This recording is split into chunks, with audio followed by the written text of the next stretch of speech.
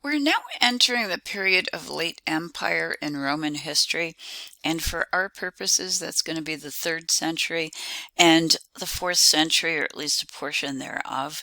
It's a period when two things become worse. The first is the problems on the borders. When more and more people attempt to make their way into Roman territory, we're going to discuss these folks later in terms of migrations. For the Romans, they viewed these intruders as barbarians, which is simply a term referencing them as outsiders, as foreigners, and as not Romans. And also, therefore, of course, it carries the implication that they're inferior to the Romans. It required a lot of work, soldiers, and resources to go to the borders to protect the empire. This was a constant drain on Rome. In addition to that, it was also a period in the 3rd century and the 4th century of increased political instability at home, and that is in particular going to reference an increase in the number of assassinations. When you have this much going on in your political system, it will influence the art. It will certainly influence the way in which people feel about themselves, about their country, and about their rulers. And that does show up in this rather astonishing image, figure 763 in our textbook, of one of the 3rd century emperors. His name is Caracalla. The image that you have on the left is the one that's in the book. I suspect that this is part of originally a full figure, which would have shown Caracalla as a heroic nude, yet with a face that is recognizable in terms of our emperor. I have next to it a head of Caracalla. It's a fragment which comes from the Metropolitan Museum of Art, and I would like you to know that one as well because it's close and you actually have an opportunity to see it. In both of these images, as you look at them, they're drastically different from the way in which emperors were portrayed previously.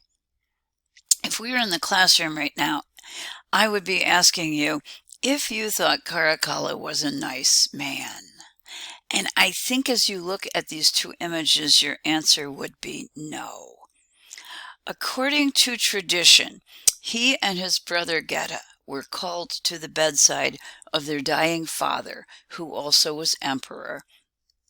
And the father, who wished both sons to rule together, said to them, "Cooperate with each other, pay the soldiers, and hate everyone else."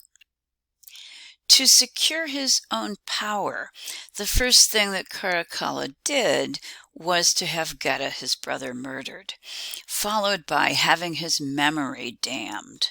In addition to that, he had 20,000 of Geta's supporters put to death also in an effort to consolidate his own power.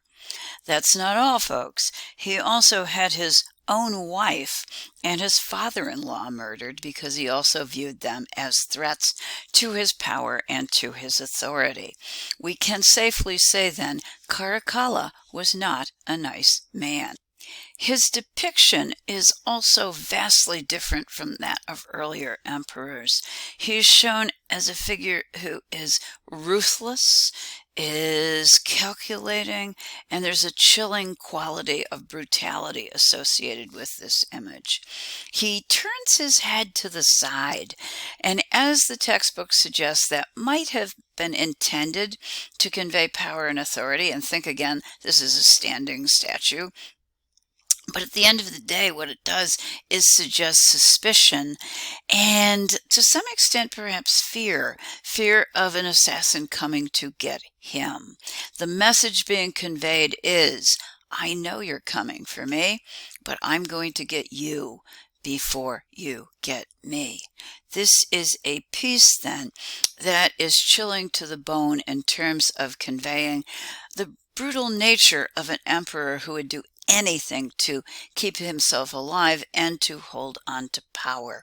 He seems to be scowling, and as the book points out, I think you can see it in the Met piece, there's almost an X that runs through the features of Caracalla's face, and what that does is to intensify the scowl, and along with it, a sense of suspicion, maybe verging on paranoia. The image also has changed dramatically. I'd like you to look particularly at the piece in the Met for this discussion, because it references future changes that are going to occur in Roman art. The incisions on the beard, the beard and the mustache. It's easiest for us to see the mustache on the face of Caracalla, as well as the hair, and I'm talking about the one on the far right particularly. They're quick and they're shallow, and it suggests that the artist is working rather rapidly, without concern for the intense qualities of naturalism that had been a part of the past. What we're starting to see is a simplification of form and a rejection of the tradition of naturalism, something that had begun in the ancient world by the early Greeks. Two views of the piece in the Met that perhaps will give you a greater sense of the intensity of the emotion that's being conveyed by this piece. And let me just take a moment to tell you how this story ends up. Caracalla does succeed in remaining alive and in office for approximately 6 years, during which time he does function as emperor. But during that time, he seems to become increasingly unstable, and I hesitate to use the word paranoid because there was also always justification of being afraid while you were an emperor because you were at risk. But in the case of Caracalla, it probably caused his own death. He went to visit an Egyptian fortune teller or seer, and this was something that most emperors did, so this is not unusual. The guy's name was Serapio, and Serapio predicted that Caracalla would be killed by Macrinus, who was a prefect in the Praetorian Guard of Caracalla. In other words, in Caracalla's inner circle. Well, a normal person would probably react in a cautionary way. That's not what Caracalla did, however. He didn't like his fortune, so he simply took the fortune teller and threw him to the lions, as if out of anger to get rid of the possibility in the future. To make matters worse, and I think to scare Caracalla even more, Serapio lives. He survives the assault by the lions, so Caracalla then simply has him summarily executed. From this point forward, he begins to watch Macrinus.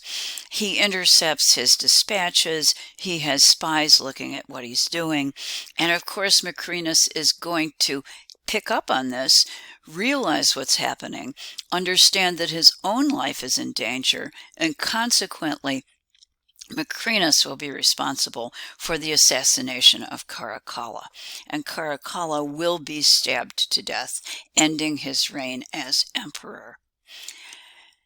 The image that we have on the right represents part of the story of Caracalla and the damnation of his brother's memory. We are going to have that as part of an assignment, so I'm going to ask you to take a look at it there, but I would like you also to check it out in the textbook. Caracalla's image was created in the first quarter of the 3rd century.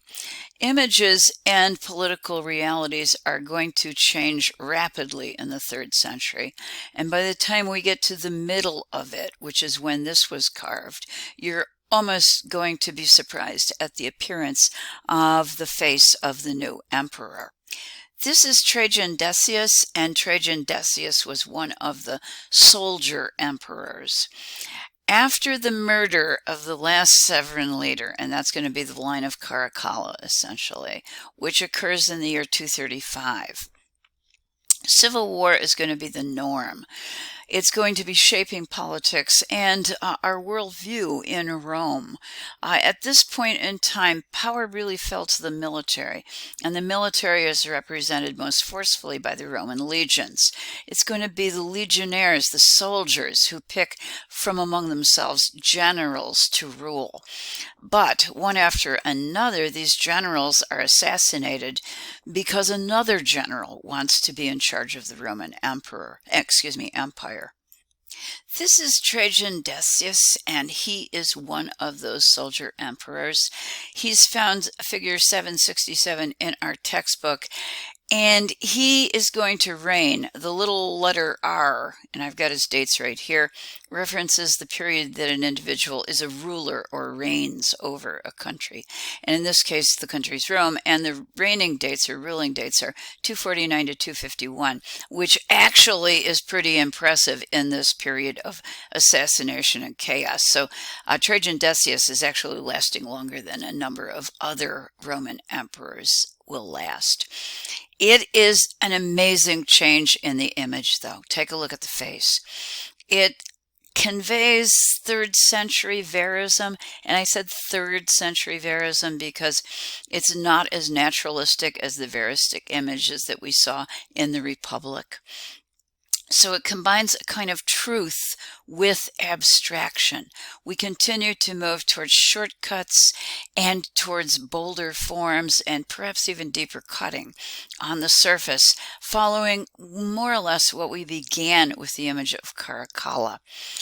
We are moving towards simplification of the form, and also I put up here a terrible truth, that our emperors are tired, they're old, and they know that they're not able to keep control, that chaos is going to reign in the Roman world as it slowly moves towards a decline. So what happens to Trajan Decius, because he did seem to be a bit better of a soldier emperor than some of the rest? Well, he's going to do something smart. He's going to put his son in as a co-ruler, which reduces the incentive to kill him. But unfortunately, both of them are going to be killed in a battle that is against one of the barbarian tribes, and that particular tribe is the Goths, allowing the Roman Empire then to fall into the hands of yet another soldier emperor. This is an example showing the full figure of that statue of Trajan Decius on the left, and I've got it up against one of the details of Augustus. I just want you to recall the incredible difference between these two images. Augustus returning to the Greeks as a source of inspiration, showing himself as almost infallible because he is youthful, perfect, and also, of course, divine. Whereas the 3rd century emperor is a very mortal-looking human being, imperfect, and without the authority of, and without the certainty that Augustus is displaying.